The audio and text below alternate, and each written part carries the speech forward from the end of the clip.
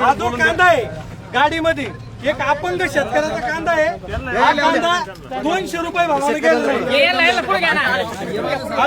हे शेतकरी हा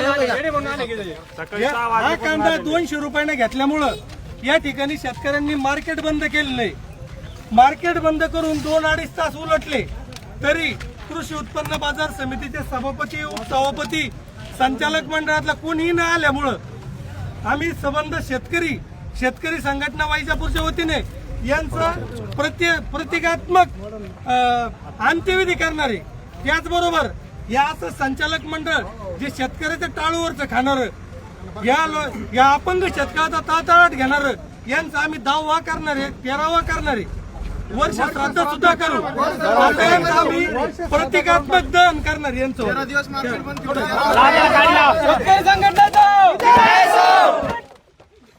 शेतकरी संघटनेचा नालायक संचालकाचं करायचं काय? शेतकऱ्यांना लुटणाऱ्या व्यापाऱ्यांचा मुर्दाबाद.